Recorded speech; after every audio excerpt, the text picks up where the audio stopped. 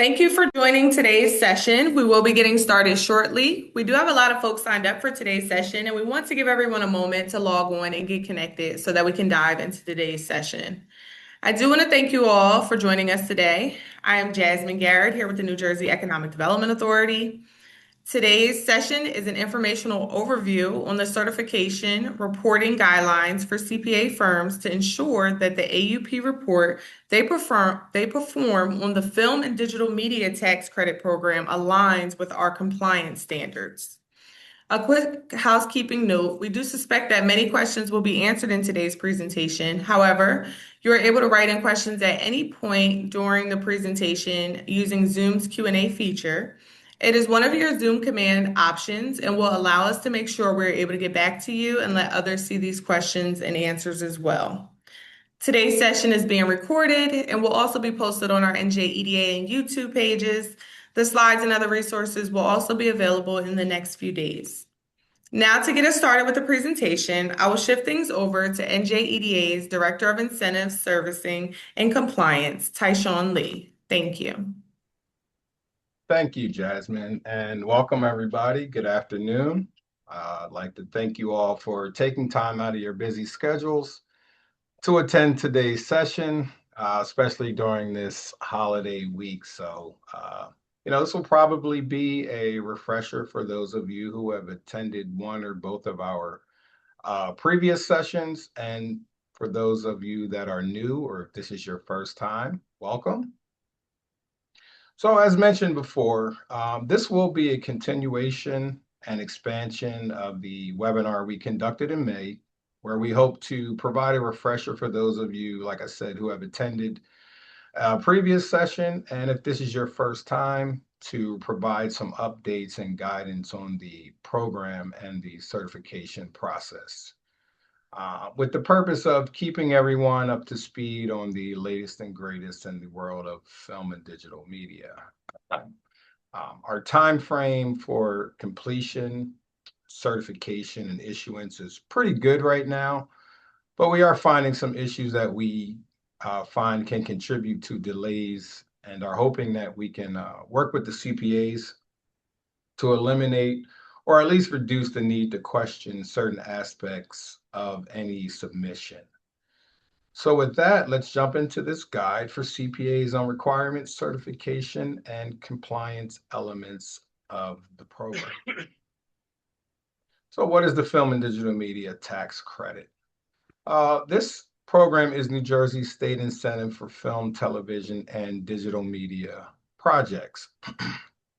There have been several revisions to the statutes and regulations for this program as it evolves and expands. The most recent updated regulations were approved by our board on October 30th of this year.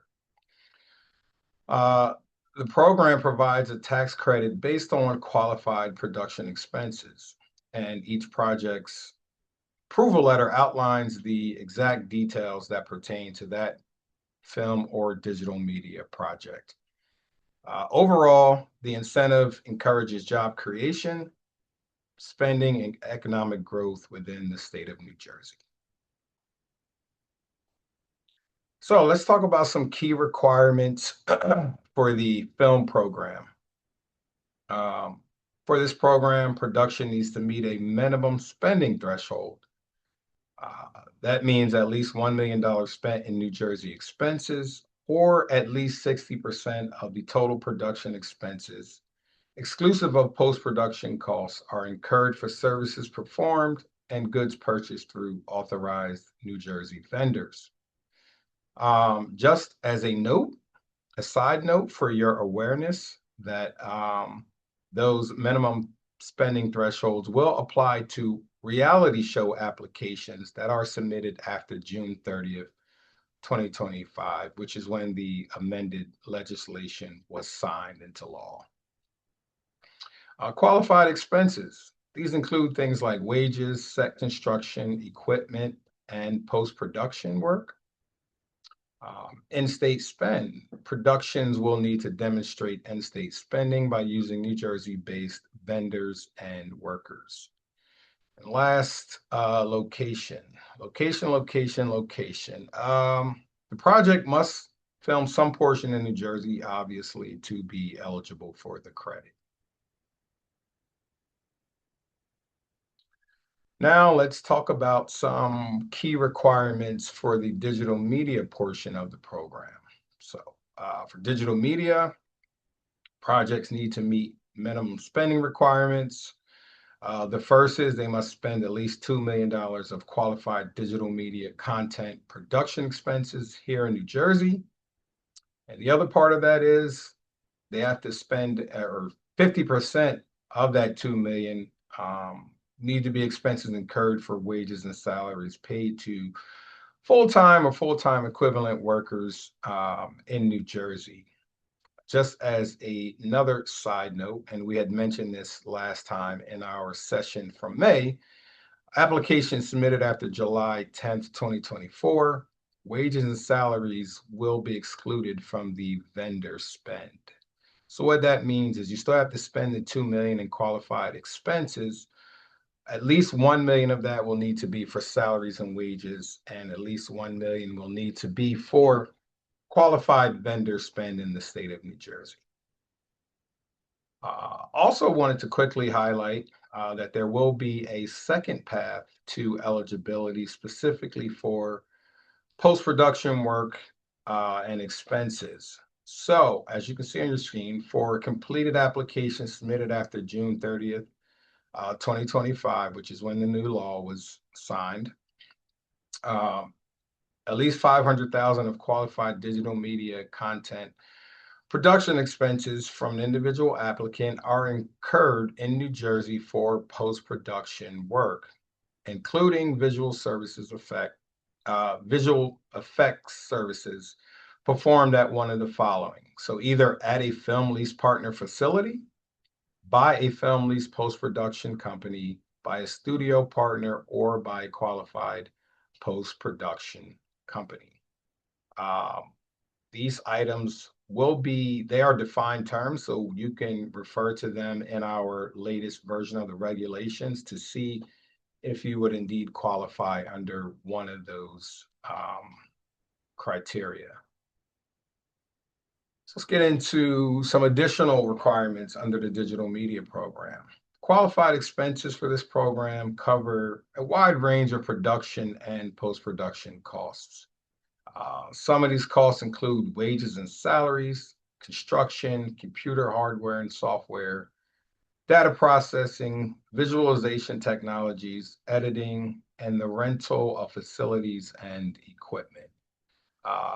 It also includes post-production work like editing, sound design, visual effects, animation, music composition, color grading, and mastering. Digital media content. This is digitally formatted and distributed content, which includes data created in analog form but reformatted into digital form. Some of that content includes animation, visual effects, interactive media, including virtual or mixed reality, content containing text, graphics, or photographs, sound, and video. And similar to the film program, projects must demonstrate in-state spending by using New Jersey-based vendors and workers. So now let's talk a little bit about the certification and compliance process. So for the CPAs, if you are engaged early enough in the process or during your negotiations for the engagement, just please remind your clients and our applicants to track all the expenses they are looking to include as qualified expenses for their production. Please ensure that all applicable documentation is submitted to the EDA.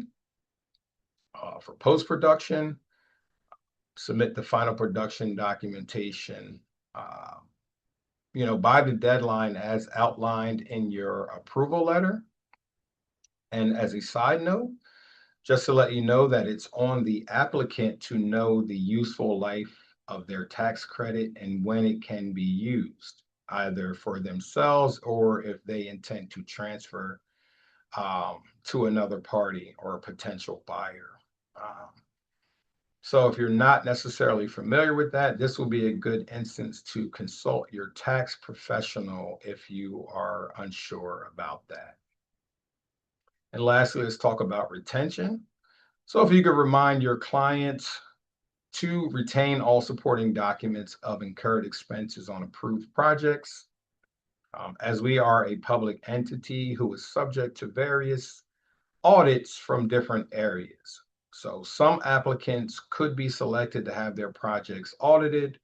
And if so, we just ask that the applicants are aware of this and are responsive to those auditor requests. Okay, so let's get familiar with navigation. Um, if you are not familiar, we do have a website, www.njeda.gov. Um, a lot of what we do and use is on our website, which is a very robust and a great source of information for our incentive programs, and specifically in this case, the Film and Digital Media Tax Credit Program. So as you can see, we have our website up. This is the home page. If you click at the top of the page, you will see there's a tab for financing and incentives. Once you click on that, you can scroll down the page and you will see all of the financing and incentive programs that EDA offers here. They are in alphabetical order for ease of reference. And specifically in this case today, we are looking for the Film and Digital Media Tax Credit Program. So those are combined on one page. So here we are. There's a wealth of information here. If we scroll down the page and we click on the tab that says Program Basics, here you can find somehow, if you can click on the Legacy Film tab. Yes, thank you. So here you will find, some of the highlights and details of each program that include an overview of the program. It lets you know about the eligibility and the applicable award amounts and percentages that you can get when you apply for each of the programs. So this is the legacy film, which most of our applicants will be eligible to apply for. Also have information, as you can see, on the new hiring bonus. If we click on the tab that says digital media, you can see that it also has the pass for eligibility for digital media. And as I had mentioned earlier, there is a new second path for the post-production expenses. So you can come here to get more information on how you can qualify for that path as well. If we can go back up and close out the program basics and then click on the film tax credit banner, we scroll down here. Great, thank you. So here you will find some of the forms and documents. Here's where you can find some of the forms and documents that are useful to CPAs, including the frequently asked questions, the agreed upon procedures for CPA verification report, the film tax credit transfer application. Also, what you don't see, what used to be housed here, has since been taken down, is information on the diversity bonus. Since that bonus has gone away, we have taken down the diversity bonus tracking sheets and the goal tracker. But if you need those in order to substantiate your diversity bonus, please reach out to your assigned relationship officer and they can get those documents in your hands if you need to use those to, again, substantiate your diversity bonus. So we scroll over to the right side of the page, we have our certification documents. So if you click here, see there's 5 documents listed. These will all be submitted as part of your certification package. So we have the certification checklist that kind of just lays out all of the items that you will need for a complete package, the certification of no events of default, payroll certification, the qualifying New Jersey vendor list, and the cost certification workbook. So a couple of those items there, the payroll certification, we are working to make some updates on, and the qualifying New Jersey vendor list, we have already updated. So that is already updated on our website, so you can refer to that link for the updated vendor list. Now, if we scroll up a little bit, we can go to the securing your tax clearance certificate. You will hear us touch on this several times throughout the presentation. Having a valid tax clearance is important throughout the life cycle of obtaining your tax credits. So here you will have instructions for securing and obtaining that tax clearance certificate. And this is taxation's way of saying that the applicant is in good standing from a tax perspective at that moment in time. Okay. If we could then navigate to our link for the business registration certificates.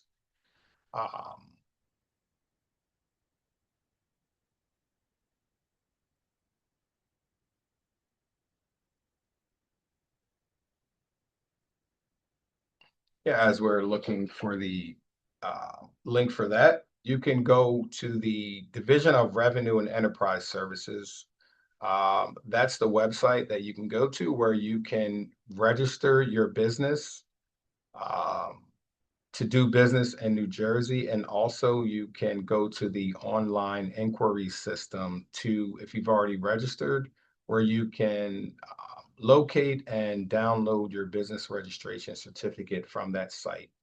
So you can go directly to the website or within our frequently asked questions. We do have links directly to both of those. So you can go to the frequently asked questions. I believe it's on the bottom of page 10 and the top of page 11, where you can access the online business registration inquiry and you can obtain your business registration certificates. So now let's navigate back to the presentation.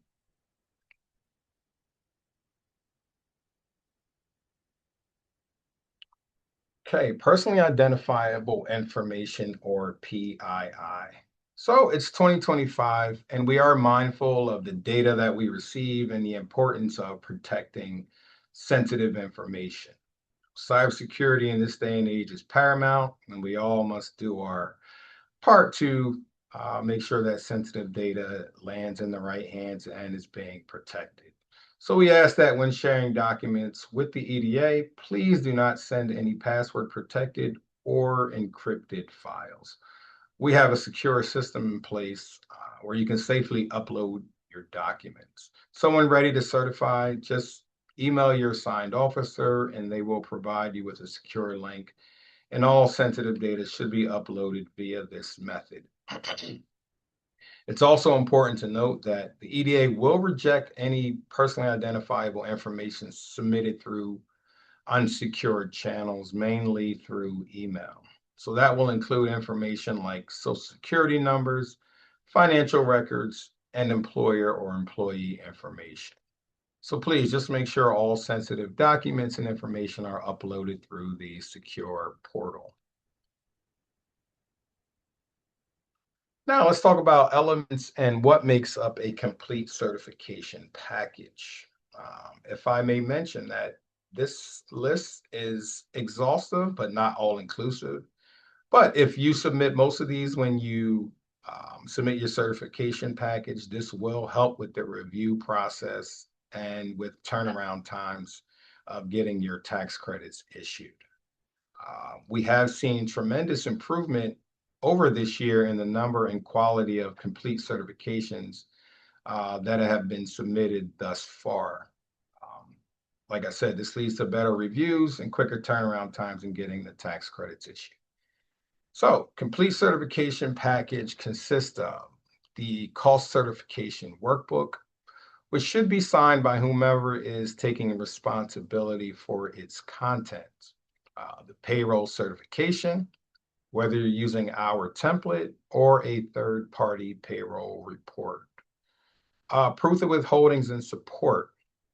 We do need to verify that the appropriate taxes were withheld. So regardless of who actually paid the employee, any documentation that will corroborate the amounts presented in the AUP will be acceptable. We require a full vendor listing as well as the CPA's agreed upon procedures report, preferably with whatever relevant attachments or exhibits that are referenced throughout the body of the report. Be very helpful that you attach those to the AE report or you send them as part of the completed package so that we can reference them when we are doing our review. And of course, as I continue to mention, a current valid tax clearance certificate is always needed. Continuing on, more elements of a complete package and specific to film. See, we have the principal photography dates. So we will need to obtain those from the applicant and we will get corroboration on those dates from the Motion Picture Commission. Also specific for film is evidence that the appropriate marketing materials or logo appears in the end credits. Again, we will get this corroboration from the Motion Picture Commission. The non-default certification, which was in the list of documents that I had just referenced on the website. This should be filled out in its entirety and signed by an authorized representative of the applicant. Prevailing wage and affirmative action waiver or release letter. If this is not included in the executed approval letter, typically it is, but if not, then you will need to obtain that to submit as part of your package.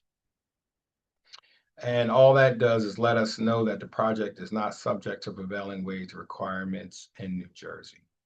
So all these components together make up a complete certification submission.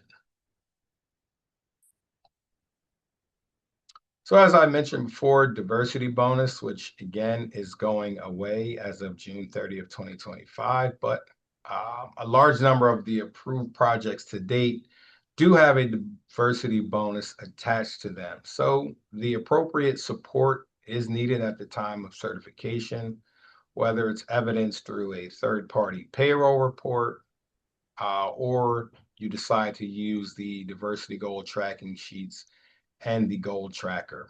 As I mentioned, those are no longer housed on our website, but you can reach out to your assigned relationship officer and they can get those into your hands if need be.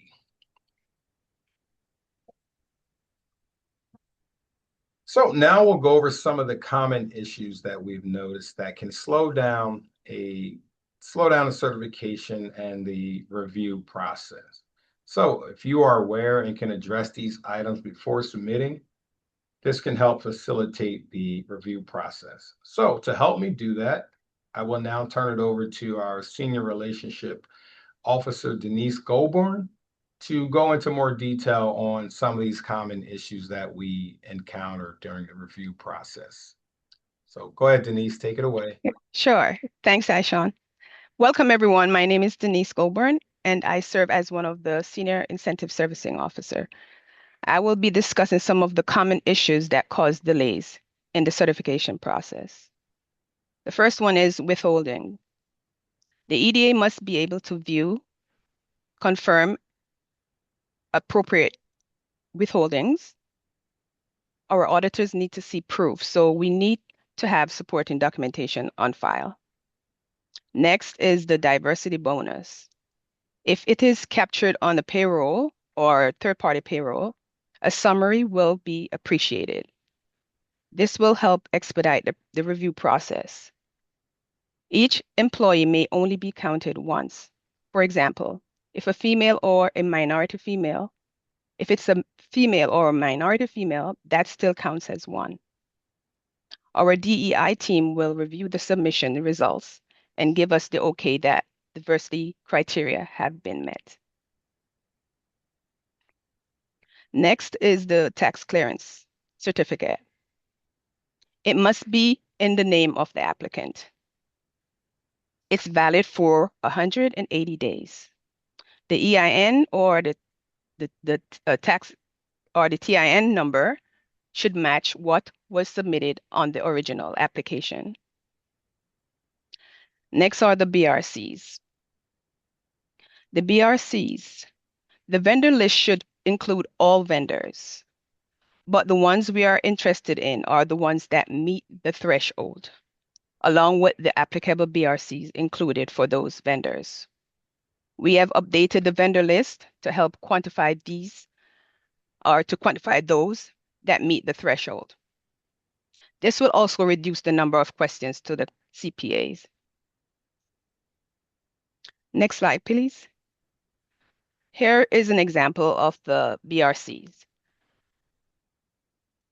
You will see the vendor information included, the effective date, which is the date they originally registered with the state. Also, you'll see the date of issuance. That's the date the certificate was retrieved from the BRC system. Next slide, please. Here is an example of the tax clearance certificate. If you can see the highlighted date at top, that's the date of issuance. From that date, it's valid for 180 days. The one submitted at the time of application is typically stale by the time you come in to get certified. So we will appreciate or we will need an updated one at that point. Preferably, the agency of choice should be NJEDA. So please make sure you select NJEDA. The applicant ID is a masked version of the tax ID. So you will see only 3 digits followed by 3 zeros. If it is anything else, the certificate most likely get rejected by taxation. So to avoid delays, make sure the last 3 digits are 000. I will now turn it over to my colleague, who is also a senior relationship officer, to continue talking about more issues that could come up in the review process. Tom? Thanks, Denise. I appreciate it. No worries. Good afternoon, everyone. My name is Tom McCusker. I'm a senior relationship officer. I'm going to go over some additional issues that we see that can slow down the certifications. The first one here is the vendor list. It should be filled out thoroughly, completed. If we don't receive a list without the vendor's associated tax ID numbers, we have no means for verifying or identifying them. Without confirming all the ID numbers for the qualified vendors, we may need to exclude the vendor from the qualified listing, which could potentially decrease the award amount. So ensuring we have the complete list with all the tax ID numbers is very important and mitigates that risk. The second one here, qualified loan outs. We have had this in the past where AUPs report submitting confirming all the loan outs have been verified and have been accounted for, ensuring that the 6.37% withholdings were applied correctly. However, without a list of the loan amount or the loan out companies and the relevant amounts, including wages, payments, withholdings, we can't really back into those for ourselves. So an EDA officer would reach out to you for additional proof for this. The next one would be the 1099s. Similarly with those, if you can identify them and provide proof of their withholdings, it would be greatly appreciated, and it will definitely expedite the process. Additionally, any W-2 withholding information should also be provided. Most of the AUPs we receive do not show reductions, or the AUPs we receive do show the reductions and eliminations due to improper application of the withholdings. However, it's very helpful, to have the W-2s as well and everything together. As long as we can clearly see what the CPA has disallowed, really. Okay, next slide, please. Okay, disallowed expenses. Any payment made to the client, to the CPA, specifically for preparing the AUP, is permissible and not to be included in the award. calculation. Fees paid to the EDA for obtaining the tax credit, including but not limited to budget review, application fees, issuance, and transfer fees are not considered production expenses and cannot be included in the award calculation. Expenses related to story rights, intellectual property acquisitions, and copyrights are also not allowed. If the CPA identifies any disallowed fees, it's very helpful to have an itemization of those fees. This way, if the disallowed fees are listed anywhere, particularly in the AUP, it eliminates the need for the officer to contact the CPA for further clarification documentation. Next slide, please.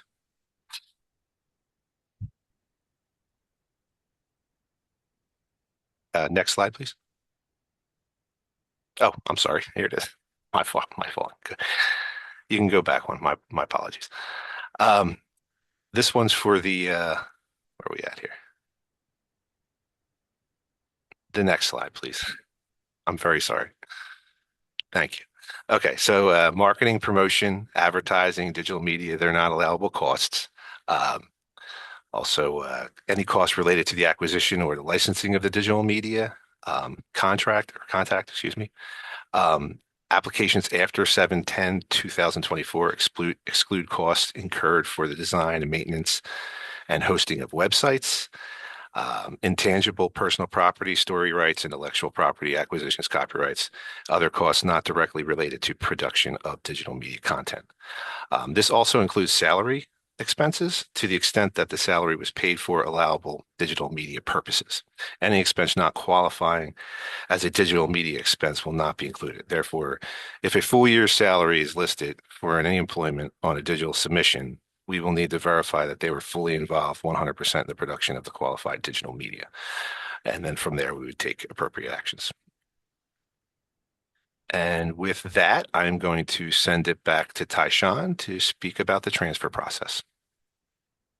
Thank you. Thank you, Tom and Denise. Appreciate your input there. So now I'm going to talk a little bit about an integral part of the certification process, which is the transfer process. So once we are done the review process and we reach out to notify the applicant of the final award, we also ask if they intend to either self-utilize the credit or if they are planning to sell or transfer. We found that majority of our applicants do end up transferring, so this is an integral part of the process. If you are transferring, your signed officer will email you the required transfer application, which, as I had mentioned earlier, can also be found on our website. It's also important to note that the purchase agreement is not an EDA document and is strictly between the buyer and seller. So once that is negotiated, we will need a fully executed copy of that documentation along with the transfer application. We will also need a valid tax clearance certificate for the buyer and the seller of the tax credit certificates. We will also need to receive the applicable fees. That includes the issuance fee and the transfer fee, which is based on the size of the award. Again, your officer will provide the requested fee information in the approval email that is sent out to the applicant. And just to note, we only send one recommendation request to the Division of Taxation for the issuance of credits. So if you're self-utilizing, then we should get a request. Let's say if your tax credit was for $10 million and you're going to self-utilize, then we should get a request for the entire $10 million. If you are planning to self-utilize, let's say a portion, say half of that, $5 million, and you plan to transfer the rest, then we should get documentation and requests for the entire $10 million before we send our recommendation over to taxation. It just streamlines the process and ensures a quicker turnaround and issuance of your tax credits certificates. So let's talk about a couple of the issues that could slow down the transfer process.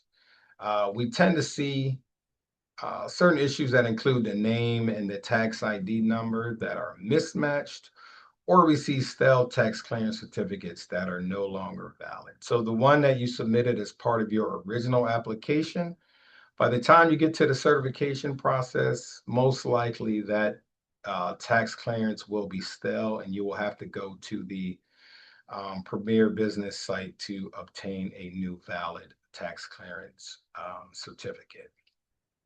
So it's important to double check those items before submitting your transfer package as to not cause any delays in the process. Some additional transfer issues that we've noticed over time.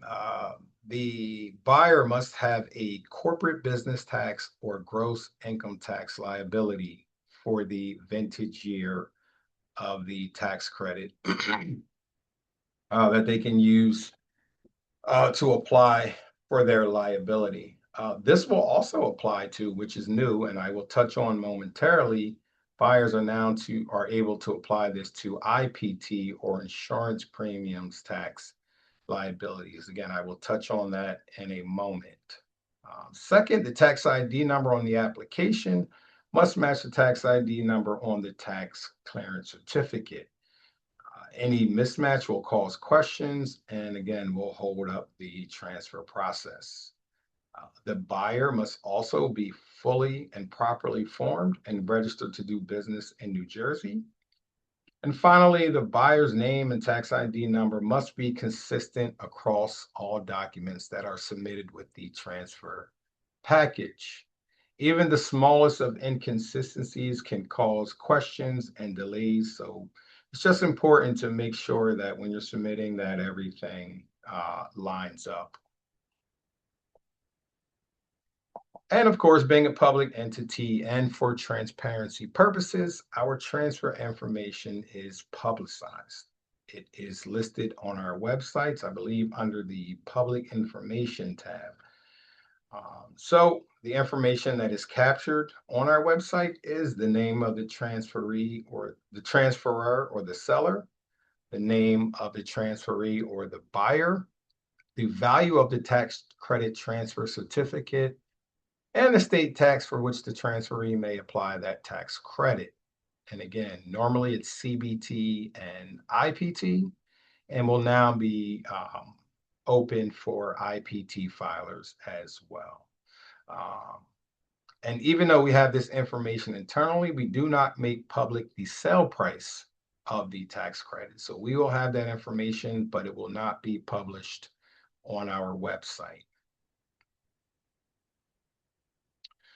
So now I just want to briefly touch on a couple of kind of hot ticket items that we've received a lot of questions and inquiries on since the passing of the amended legislation earlier in June of this year.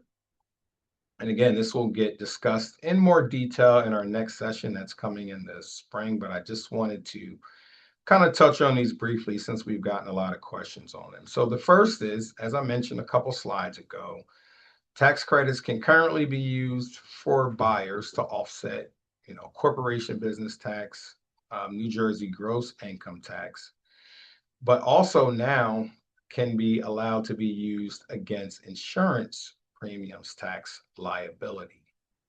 So stakeholders have commented and pushed for this change for a long time, and now it's included as part of the latest program rule changes. The other change is the expanded flexibility in which the tax credits can be used. It used to be just for the vintage year included at the time of approval, but moving forward, after the law changes, this can be applied to different tax periods without the need to amend the tax return for the period for which the tax credit was issued.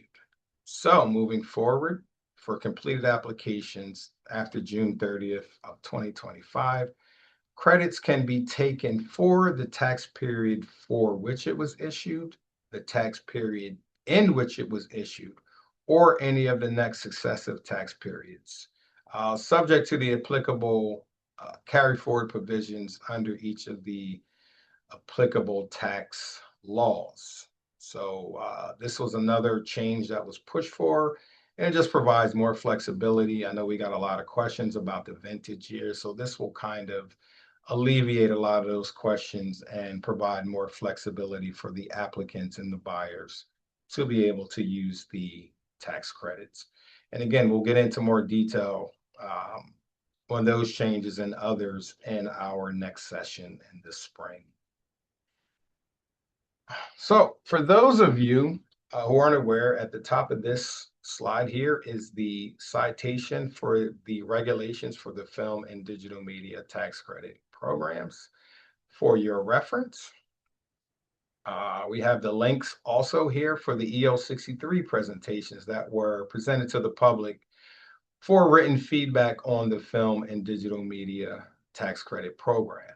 So for those of you who are unaware, EO63 refers to Governor Murphy's Executive Order number 63, whereby the EDA provides opportunities for stakeholders and the public to engage in crafting new rules and rule amendments in advance of the formal rule proposal and adoption process. So the public is invited to engage with the EDA and comment on the draft rules and rule amendments in one of two ways, either by submitting written feedback, which you, again, can access through these links, or by attending a listening session.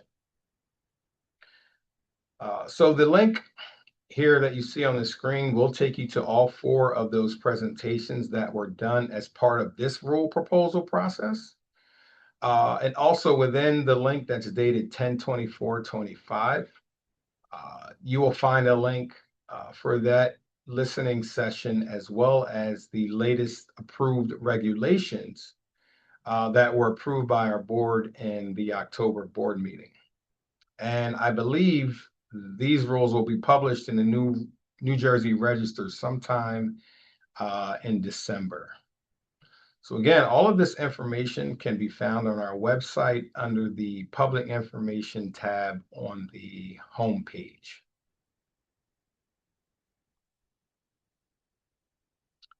So to kind of sum it up, where to find information. Again, I will implore you all to go visit our website if you haven't.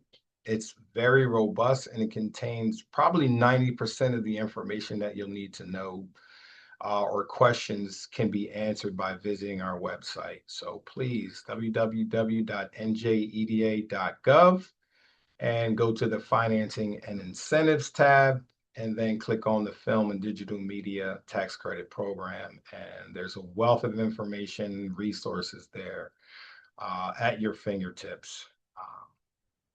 It's also contact information. So, if there's something you can't think of now during this live webinar, you can always email your questions, clarification for certification requirements, or comments to our dedicated email box, which is filmcertification@njeda.gov. Myself, Tom, and other staff, Denise, have access to this box, so we'll be monitored, and we will address all your questions and comments accordingly and respond in a timely manner. And again, just the other resources that I had mentioned, the frequently asked questions, which is, again, housed on our website, eligibility checklist, and the detailed tax credit instructions can all be found on our website. So we do have a post-attendance survey, and this QR code will lead you to the November 2025 version of the survey. So as mentioned earlier, and in the publicity materials, we are capturing CPA firm names for publication on our website. That way, potential applicants who are seeking a CPA for purposes of the agreed upon procedures report will know who has taken advantage of these training opportunities and is possibly more familiar with the latest guidelines for the program. The 2 previous trainings are currently up on our website, along with the list of the CPA attendees from each session. So that list will be updated upon completion of this training as well. So those that attended today and they complete the post-attendance survey, will have their names published under the November session. Also, just lastly to note, this training is being recorded, as were the previous sessions. So in the event that you or someone you know were not able to attend this session live, you can visit our website and watch a replay. Also on our YouTube page, fill out the survey, and you will still have your firm name listed as having viewed this particular session. So now that pretty much concludes our webinar training for today. I just want to touch on some coming attractions and things that we will mention in our next webinar coming sometime in the spring of 2026. No, I'm pretty sure there's a lot of questions. There have been a lot of changes due to the law that was amended in June of this year. Public Law 2025, Chapter 81 to be exact. So we will talk about a lot of those rule changes in our next session. We will highlight the significant program changes in that session. We will be updating a lot of the materials that you see on the website, including the AUPs, the frequently asked questions. We typically do update that on a normal basis, but based on all of the recent changes, we will have to add more updates to that, as well as other supporting documentation that you see on the website. We are working on updating the payroll certification form, as well as the updated transfer application to include the option for IPT. And we have some reporting technology changes that will be coming as well. So look out for that and an announcement coming for that session in the spring.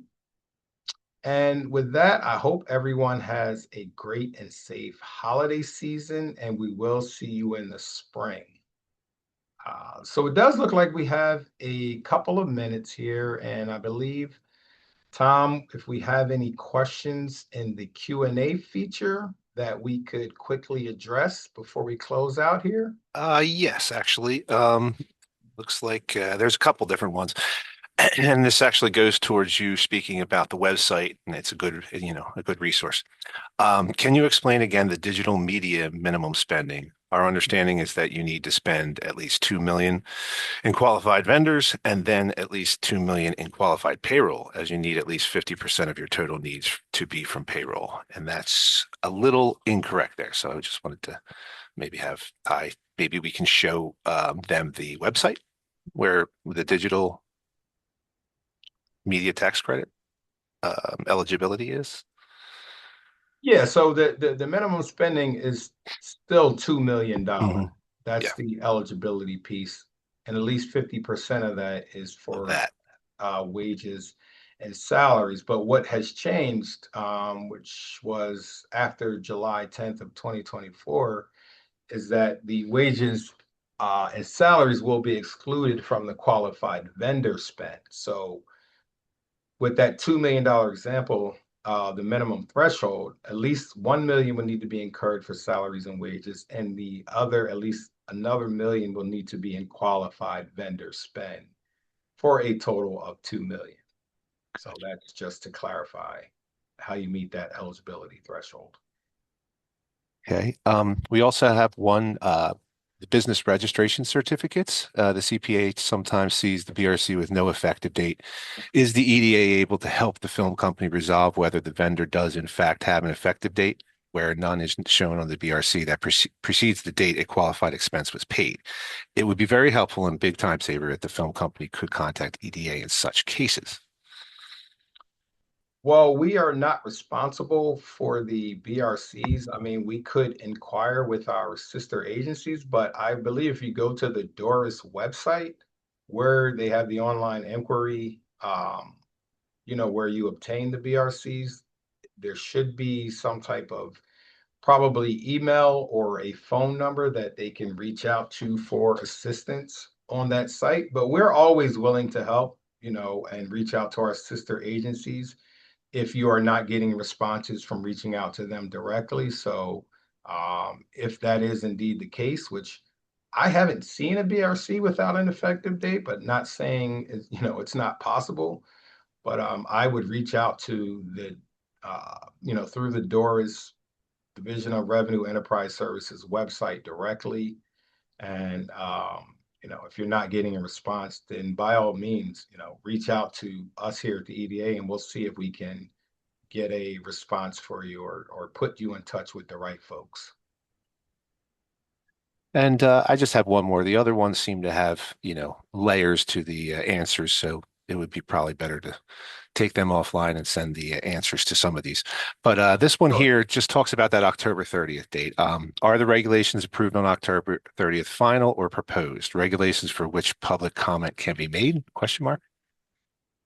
Yeah, so the public comment period is done. They were approved by our board on October 30th. And again, you can find that, I think it's 110, 111 page document within that link that I referenced on the website under the October 24th EO63 presentation. There is a link to the latest regulations.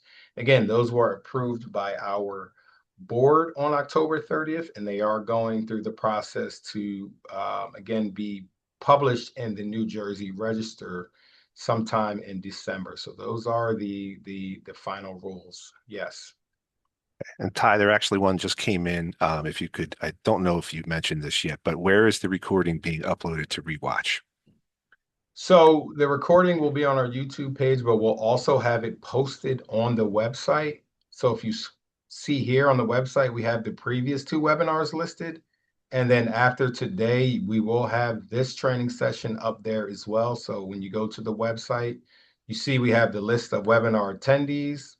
So if you complete the post attendance survey, your name will be added to that list. And then we'll also have the November 2025 webinar up here as well, so that you can access that for viewing at your leisure.